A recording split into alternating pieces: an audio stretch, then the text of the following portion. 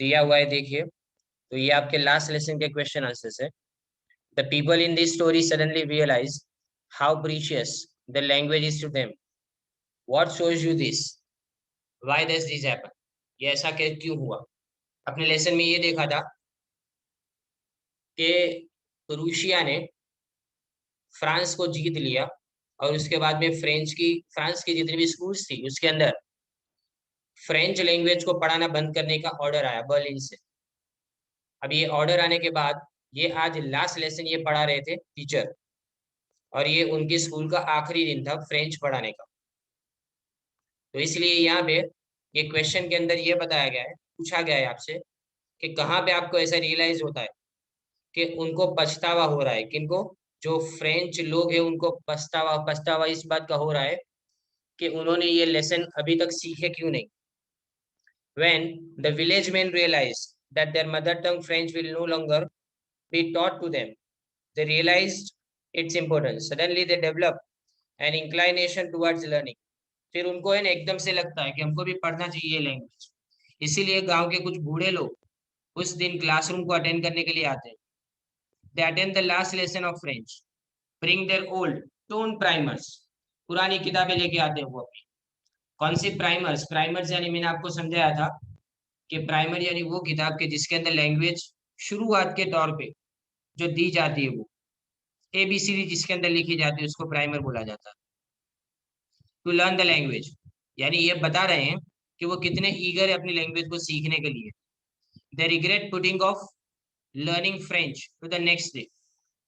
उनको ये बात का पछतावा इस बात का हो रहा है कि उन्होंने हमेशा इसको पोस्टपोन किया कि आज नहीं अपने कल सीख लेंगे, कल नहीं अपने परसों सीख लेंगे, यानी ये कल उनके लिए कभी आया ही नहीं। तो इस बात का इनको पछतावा हो रहा है। Now finally the last lesson is right.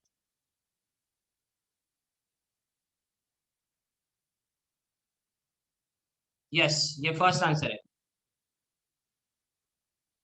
और ये जो लास्ट लेसन का दिन आ गया उनके लिए, and they can not read there own language. और आज ऐसी हालत है कि वो लैंग्वेज बोलना तो जानते हैं लेकिन पढ़ना नहीं जानते, ना लिखना जानते हो। यानी मतलब इतने इग्नोरेंट है वो अपनी लैंग्वेज के बारे में, अपनी मदर टंग के बारे में, कि ना उन्होंने कभी इसको सीखने की कोशिश की, ना कभी इनको सीरियस ले लिया। They are ashamed of theirselves, वो अपने आप से शर्मिंदा है। And realise that the Germans have overpowered them due to the lack of knowing their own language. यानी मतलब उन्होंने ये लैंग्वेज को कभी भी सीखा नहीं, उसकी वजह से शायद उसकी वजह से शायद जर्मन उनको ओवर पावर कर चुके हैं। यानी मतलब जर्मन लोगों ने जैसे उनके ऊपर वो हावी हो चुके थे, दूसरे लोग उनके ऊपर हावी हो चुके हैं। एक लैंग्वेज को ना जानने से कितना फर्क पड़ सकता है, ये आज इनको मालूम चलता है। अब देखो यहाँ पे दूसरा एक क्वेश्चन है कि French things will they make them sing in German even the pigeons? What could this mean? मैंने कल आपको लास्ट में समझाया था कि क्या पिजन्स भी इसी तरह से जर्मन में गाएंगे, जर्मन में बोलेंगे? जब पिजन की आवाज उसने सुनी फ्रेंच ने, तो उसको शायद ऐसा लगा, वो अपने आप से जैसे पूछ रहा है कि क्या इन पंछियों को भी कोई लैंग्वेज का रिस्ट्रिक्शन नड़ता होगा कि नहीं। तो यहाँ पे उसका आंसर देखिए, French is disheartened when he comes to know that he can no longer learn his language French. यानी वो अपनी लैंग्वेज सीख नहीं पाएगा, इसलिए उसको बहुत दुख हुआ। That district has been captured by Germany and now German will be taught to them. जैसे आगे समझे हमने कि उनके डिस्ट्रिक्ट को कैप्चर कर लिया था, उसके ऊपर कब्जा जमा लिया था किसने? जर्मन लोगों ने। और इसके बाद में सिर्फ जर्मन लैंग्वेज उनको सिखाई जाएगी। French feels that mother tongue comes to a person naturally, he is born with it and no one can snatch it away. French को ऐसा लगता है, उसके मन में ऐसा लगता है कि ये ऐसी चीज है ना कि आपसे कोई छीन नहीं सकता। आप कितना भी कर लो, जब भी सोचने लगेंगे आप, तो हमेशा आप अपनी मदर टंग के अंदर सोचेंगे। आपकी सोच हमेशा उसी लैंग्वेज में होगी जिस लैंग्वेज को आपने अपनी माँ से, अपने फादर से आपने सीखा है, अपने घर वालों से आपने सीखा है जन्म से। तो ये वो लैंग्वेज है कि जो लैंग्वेज इससे कभी छीनी नहीं जा सकती। Just like the pigeons make the coo sound, the pigeons बोलना शुरू करते हैं irrespective of the country from which they are. वो कौन सी कंट्री में रहते हैं कोई फर्क नहीं पड़ता, वो पूरी दुनिया में एक ही तरह से आवाज लगाएंगे ना, क्योंकि वो जानवर है, उनको थोड़ी कोई लैंग्वेज आती है। Similarly, human beings also communicate in their mother tongue. As the Germans are trying to impose their language on the French. So similarly, यानी जर्मन्स ने क्या किया, अपनी लैंग्वेज को इनके ऊपर थोप दिया, इम्पोज कर दिया कि अब तुमको फ्रेंच नहीं सीखना है, सिर्फ हमारी लैंग्वेज सीखनी पड़ेगी। तो इसीलिए फ्रेंच शायद यहाँ पे ये सोच रहा है कि क्या अब ये लोग भी, यानी ये पंछी है वो भी क्या अपनी जो किलकिलाहट की आवाज है वो क्या जर्मन लैंग्वेज के अंदर करेंगे। ये आपको एग्जाम्पल से, जैसे ऑथर आपको समझा रहे हैं, किस बात को समझा रहे हैं, कि जो नेचुरल मोड ऑफ कम्युनिकेशन है वो किसी के ऊपर इम्पोज नहीं किया जा सकता। जैसे आप जिस तरह से आप बात करते हो ना, वो किसी के ऊपर इम्पोज करना आपके लिए पॉसिबल नहीं होता है।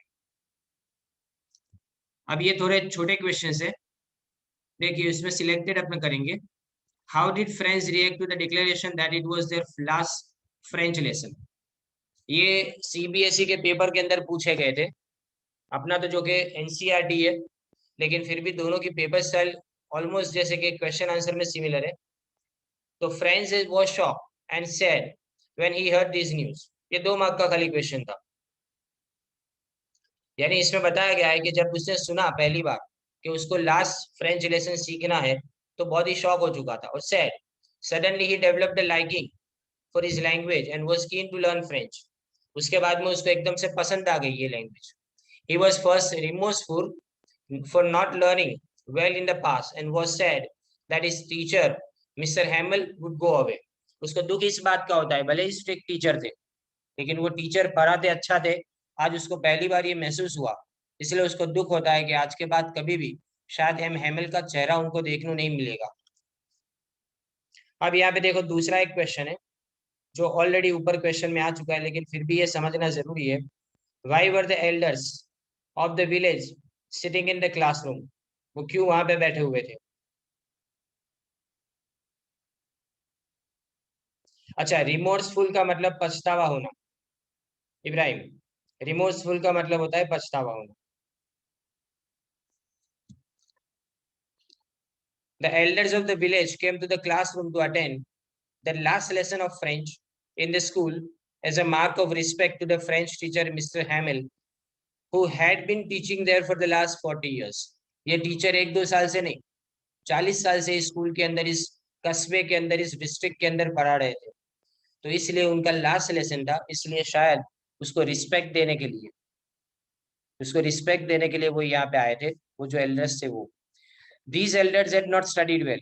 इन्होंने अपने जमाने में कभी भी सीखा नहीं था बराबर से, कभी भी पढ़ा नहीं था इन्होंने बराबर से। तो इसलिए शायद ये यहाँ पे इसीलिए आए थे कि आज कुछ तो अपनी लैंग्वेज के बारे में सीख पाए। ये इनके लिए लास्ट अपॉर्चुनिटी थी, क्योंकि शायद इसके बाद में कभी भी ये क्लासेस हो नहीं पाएंगे।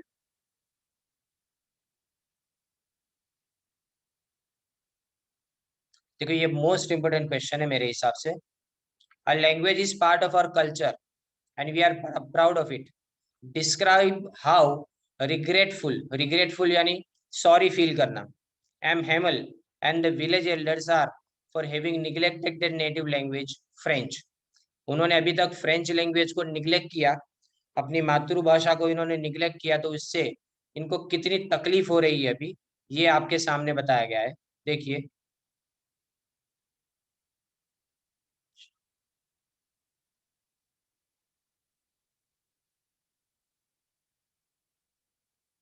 व्हेन बर्लिन ऑर्डर्ड, बर्लिन यानी कौन, जर्मन, यानी प्रूशिया की जो कैपिटल थी ने।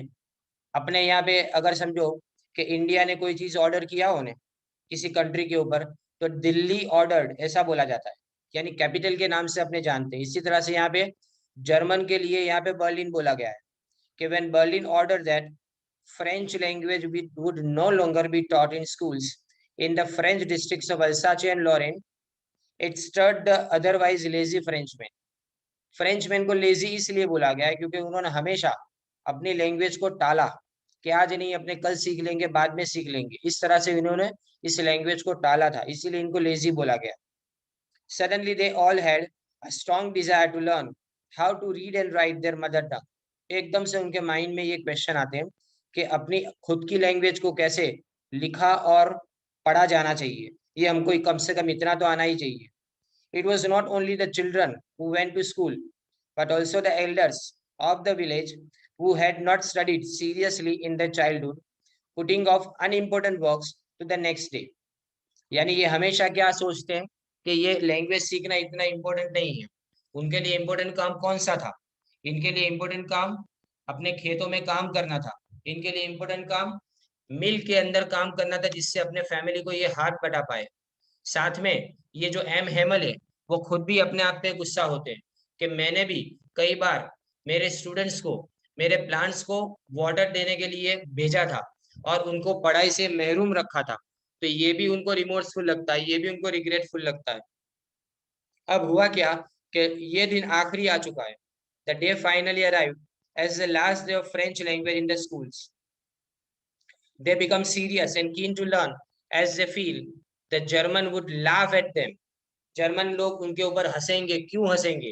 क्योंकि एक लैंग्वेज भी उनको खुद की अपनी आती नहीं है, और ये लोग अपनी जमीन के लिए इतने किस तरह से अपने आप को न्योछावर करने वाले बन सकते हैं, जबकि वो अपनी लैंग्वेज तक को रिस्पेक्ट नहीं देते हैं। German would laugh at them for not knowing their own language. They are ashamed of themselves when the teacher says that this lack of knowledge is the reason. यही एक सबसे बड़ा रीजन है कि शायद जर्मन उनके ऊपर राज कर पाएंगे। And ask them to guard their mother tongue, और वो जैसे कि इनसे मिन्नत करते हैं, ये लोग जो उनके सामने बैठे हैं, टेक एज स्टूडेंट्स और the elders who are sitting in front of them, in front of him, तो उन सब से ये टीचर जैसे कि रिक्वेस्ट कर रहे हैं कि अपनी लैंग्वेज को रिस्पेक्ट देना सीखो और अपनी लैंग्वेज को गार्ड करो, यानी मतलब प्रोटेक्ट करो, जिससे हम कभी भी इन लोगों की चुंगल में से आजाद हो पाएंगे। अगर हमको अपने आप को इन गुलामी के शिकंजे में से अगर अपने आप को आजाद करवाना है, तो कम से कम हमको अपनी लैंग्वेज तो आनी ही चाहिए, ये उन्होंने बताया है। राइट, तो दिस इज हाउ आपका चैप्टर देखो यहाँ पे एंड हुआ। और मैंने इसमें सब चीजों को जस्टिफाई करने की कोशिश की है, जस्टिस देने की कोशिश की है। Now we are moving towards our next poem of the flamingo, the first poem, my mother at 66। I have already written about the poet and about the summary. Today we are going to do the summary, and tomorrow we will learn the entire poem along with the question answers. Always remember that whenever I'll teach you a poem, I'll make you write down all the figures of speech from that poem along with explanation, And whenever you will receive any kind of material from me, in that material also, you will receive all the figures of speech of all those poems which are in your syllabus. यानी figures of speech का weightage अगर मैं आपको बताऊं तो 12th standard में 6 marks का है। ये 6 मार्क्स अपने गवा नहीं सकते। So that's why from the very beginning her poem के अंदर जहां जहां पे भी फिगर्स ऑफ स्पीच होगी, वो कैसे आती है और क्यों आती है, उसके एक्सप्लेनेशन के साथ में हम सीखते जाएंगे, एंड आपको उसका मटेरियल भी मिलता जाएगा जैसे जैसे कंप्लीट होगा। अभी फिलहाल आपको नेक्स्ट वीक के अंदर यानी मंडे को आपको 3 प्रोज एंड 3 पोएट्री का मटेरियल मिलेगा इंग्लिश का। सबसे पहला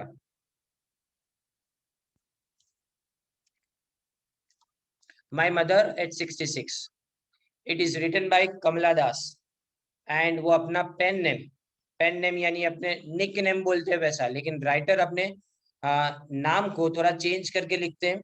माधवी कुट्टी नाम से उन्होंने लिखा है सारी पोएम्स को। She was born in Kerala and is one of India's first poets.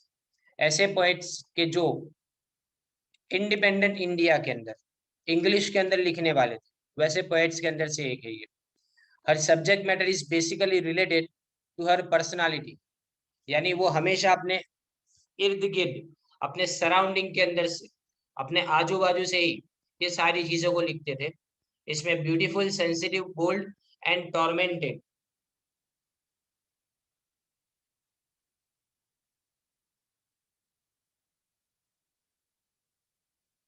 Just hold on.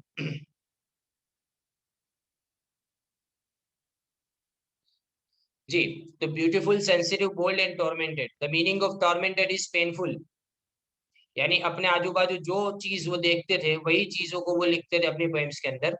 External factors do not reflect inner writing, यानी इमेजिनेशन नहीं थी उसकी पोएम के अंदर, जो था वो अपने सराउंडिंग के आजू बाजू से जो भी मिलता था उसी से लिखा जाता था। हर राइटिंग्स ब्रिंग आउट हर ट्रू इनर फीलिंग्स, यानी उनके दिल में जो होता था वही वो अपनी बुक्स के अंदर लिखते थे। हर favourite poem is composition.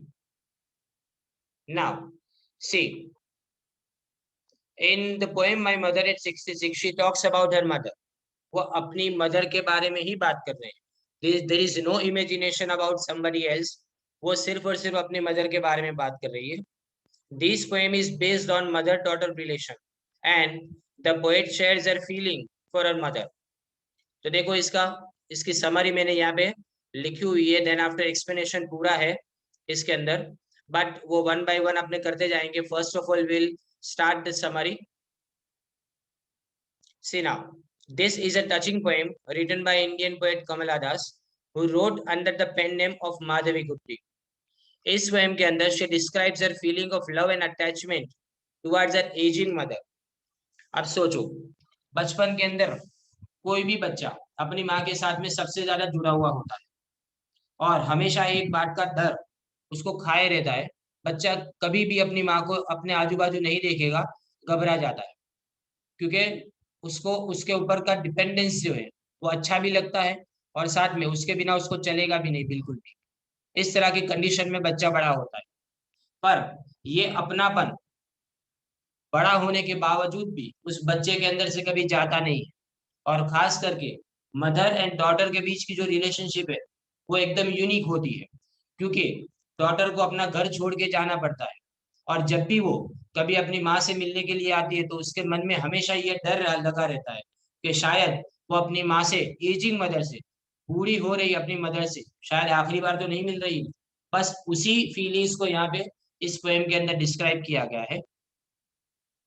Once the poet went to visit her mother, she was on her way back to the airport to return to Cochin. वो वापिस आ रहे थे, यानी मतलब वो अपनी माँ से मिलने के लिए गए थे। Now she was returning back to her home, यानी अपने ससुराल वापिस रिटर्न आ रहे थे।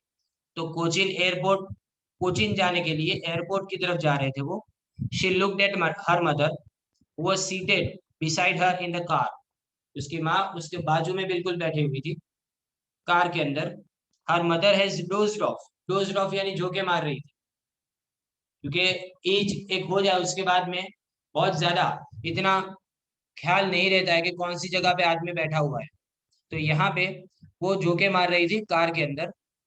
dozed off to sleep and her aging face was smoky in color like ash. Ashen like यहाँ पे लिखा गया है पोएम के अंदर, वो स्मोकी इन कलर लाइक ऐश, यानी राख जैसा उसका चेहरा दिख रहा था, बिल्कुल फीका पड़ चुका था उसका चेहरा बुढ़ापे के कारण। हर mouth was open and she resembled a dead body. चेहरा इस तरह से था कि मुंह खुला हुआ था। खुले मुंह के कारण ऐसा लग रहा था कि जैसे वो जिंदा नहीं है, जैसे वो डेड बॉडी की तरह से सोई हुई है वहां पे। Her mother needed, sorry, the poet realise that her mother was old. अब एकदम से उसको रियलाइज हुआ कि उसकी माँ बूढ़ी हो चुकी है। She felt pain and sympathy for her, और उसको लगता है कि उसको दुख लगता है। किस बात का दुख? कि शायद ये उनको छोड़ के हमेशा के लिए चली ना जाए। हर mother needed love affection and care. उसकी माँ को अब इसकी जरूरत थी, अपनी बेटी की जरूरत थी उसको, लेकिन वो बेटी ससुराल में थी। इसका मतलब अब यहाँ से वो छोड़ के जा रही थी, इसलिए उनको दुख लगता है इस बात का कि मैं अपनी माँ के खराब टाइम के ऊपर मैं उनके साथ में नहीं रह पा रही। In order to come out of the gloom, अब ये ख्याल अपने मन से निकालने के लिए, ये ख्याल को अपने झंझोड़ देने, तो हम क्या करते हैं, उस जगह से नजर हटा लेते हैं। अगर हम किसी चीज को देख लेते हैं और अगर वो चीज हमको पसंद ना आए या हमको दुख देने वाली लगे तो हम वहां से अपनी नजर जैसे हटा लेते हैं। तो वैसे ही इसने क्या किया, the poet shifted her glance and looked out of the car's window. उसने अपनी कार के बाहर नजर की। There she saw young trees pass by, वहां भी उसने क्या देखा कि यंग ट्रीज, यंग ट्रीज ये कॉन्ट्रास्ट बताने के लिए कि एक जगह पे उसकी माँ उसके बाजू में बिल्कुल बगल वाली सीट के ऊपर बैठी हुई है, जो बुढ़ापे के कारण ऐसा लग रहा है कि कब यहाँ पे दुनिया में से चली जाएगी वो पता नहीं है। और दूसरा कॉन्ट्रास्ट बाहर दिख रहा है, young trees, little children were running out of their houses into the playground, और बच्चे वहां पे दिख रहे थे। यानी जिंदगी नई, उसका नयापन वहां पे, जैसे कि पोएट आपको डिस्क्राइब कर रहा है कि एक जगह पे ऐसी ऐसी सिचुएशन है कि जहाँ पे आपको यंग ट्रीज दिखाए जा रहे हैं, जहाँ पे बच्चे दिखाए जा रहे हैं, और दूसरी जगह पे उनके बिल्कुल अपोजिट साइड के ऊपर एक ऐसी औरत बैठी बैठी हुई है, सोई हुई है वहां पे, कि जो कब ये दुनिया से चली जाएगी वो पता नहीं है। These things were contrary to the aging face of her mother. ये दोनों चीजें अपोजिट दिखाई दे रही है। They symbolize energy, life and happiness. इससे क्या पता चलता है? लाइफ और हैप्पीनेस। क्या जो बाहर चीजें चल रही है वो कार के बाहर। As they reached the airport and the poet was about to leave for the aeroplane, she glanced at her mother one more time. Last time पे अपने कभी भी किसी से अगर बिछड़ते हैं तो उसकी तरफ लास्ट में नजर करते हैं, तो वैसे ही ये लड़की ने अपनी माँ की तरफ देखा। Her mother appeared weak and pale, just like the moon in the winter season, which seems to have lost all its strength. ऐसा लग रहा था कि जैसे कि उनके चेहरे की सारी चमक जा चुकी है। ऐसा लग रहा था कि जैसे कि उनके चेहरे के ऊपर डेथ लाइक पेल, एकदम फिक्कापना उसके चेहरे के ऊपर आ चुका है। The poet felt the pain and fear of losing her mother. उनको दुख होता है इस बात का कि शायद मैं अपनी माँ से हमेशा के लिए बिछड़ ना जाऊं। She was reminded of her childhood when she use to fear losing her mother. उसको याद आता है उस जमाने के बारे में कि जब बचपन के अंदर माँ अगर 10-15 मिनट के लिए भी इधर उधर चली जाती थी तो ये कैसे घबरा जाती थी और अपने माँ को खो जाने के डर से कितनी बावली जैसी हो जाती थी। As a child, she could not bear to be separated from her mother even for a few moments. यानी थोड़े मोमेंट के लिए भी अपनी माँ से जुदा होना इसको अच्छा नहीं लगता है। Now the loss would be permanent. अब ये ऐसा है कि अगर माँ गुजर जाएगी, इस दुनिया से चली जाएगी, तो ये शायद लॉस उसके लिए परमानेंट हो जाएगा। वो तो 15 मिनट के लिए बाहर जाती थी, उस वक्त वो जुदाई महसूस कर पाती थी और जुदाई को सहन नहीं कर पाती थी वो। और आज तो ऐसी हालत है कि आज अगर वो इनसे मिल रही है तो शायद इसके बाद कभी भी वो उससे मिल ना पाए। As her mother was about to die and she would lose her forever, the poet did not express her feelings. She smiled and said, "See you soon, अम्मा." लेकिन वो अपनी जबान पे ये सारे वर्ड्स लाने नहीं देती है, क्योंकि वो जानती है कि अगर यही वर्ड्स अपने उसके जबान पे आएंगे तो शायद उसकी माँ और परेशान हो जाएगी। तो इसलिए सिर्फ लास्ट में ये वर्ड्स बोलती है, सी you soon amma, because she wanted that her mother should live and they could meet again. उसको लगता है कि शायद उसकी माँ को वापस उसको मिलना चाहिए, बार बार उससे मिलना चाहिए, और जब तक वो यहाँ पे आए तब तक उसकी माँ जिंदा रहनी चाहिए, वो उसको लगता है शायद। Now see this, I can see here, you are 24 today, which is somewhat less. I think 7 to 8 people.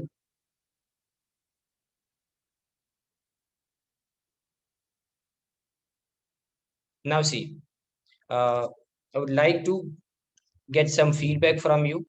As you know that the entire method of teaching has been changed. These are the meanings of the first lesson that I'm going to provide you along with this summary and question answers. Don't worry about this, but I want a feedback from you. Are you following me or not correctly? And if anything is wrong with my lecture, with my language, or with anything, even if my speed is very fast, you can always contact me or message me about that personally. See, that was the summary and explanation अपने कल करेंगे इसका। ये देखो, इसके भी difficult words मैंने यहाँ पे लिखे हुए हैं, जिसमें डोज का मीनिंग होता है a short and light sleep, ashen यानी वेरी पेल या तो लाइक ऐश, राख जैसा उसका चेहरा हो गया था, एंड कॉब्सम का मतलब होता है डेड बॉडी, ये हम जानते हैं। स्प्रिंटिंग इसका यहाँ पे मतलब होता है shooting out of the ground, यानी ग्राउंड में से जैसे निकलना। एंड स्पिलिंग का मतलब to move out in great number, वैसे स्पिलिंग ऑफ बीन्स बोला जाता है। बीन्स जब अपने सब्जी के अंदर होते हैं ना, तो उसको जब निकालते हैं तो स्पिलिंग आउट ऑफ बीन्स अपने ऐसा बोलते हैं उसको। तो यहाँ पे बच्चे जब घर से बाहर निकलते हैं तो children are spilling out of the houses, ऐसा बताया गया है। फिर wane, WAN, wane and wax, आप जानते हो कि चांद जब, वेन का मतलब पेल हो जाना और वैक्स का मतलब धीमे धीमे वापस बढ़ना, अननेचुरली पेल। एंड एक यानी पेन। देखो इसके भी क्वेश्चन आंसर में ऑलरेडी यहाँ पे लिख चुका हूँ इसके अंदर, ये मुझे आपको समझाने नेक्स्ट लेक्चर के अंदर। अच्छा, और मैं आपको अभी just hold on.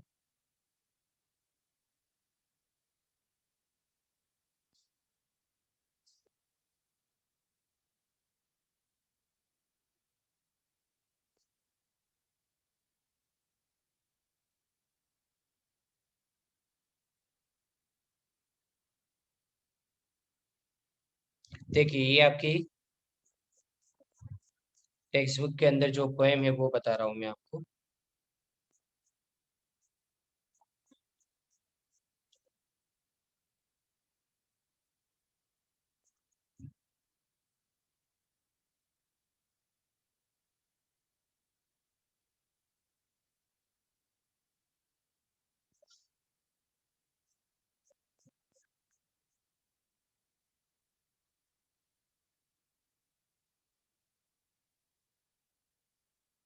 Yes, page number 102।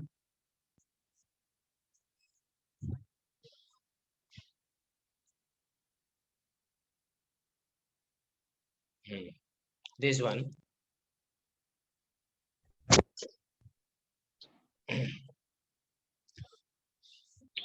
देखिए, it is written very beautifully here. And यहाँ पे आप देख सकते हो कि आपको फिगर और स्पीच के अंदर भी कम से कम 5 से 6 अलग अलग फिगर्स और स्पीच इसके अंदर आपको बताई जाएगी। લઈ લો ને પણ મમ્મી હમણાં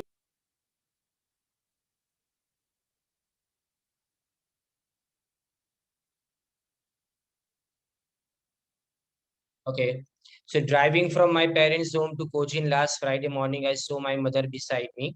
The doors open mouth, her face ashen like of a corpse, and realized with pain that she was as old as she looked, but soon put that thought away, and looked out at young priests sprinting, the merry children spilling out of their homes. But after the airport security check, standing a few yards away, I looked again at her, vein pale as a late winter's moon, and felt that old familiar ache, my childhood's fear.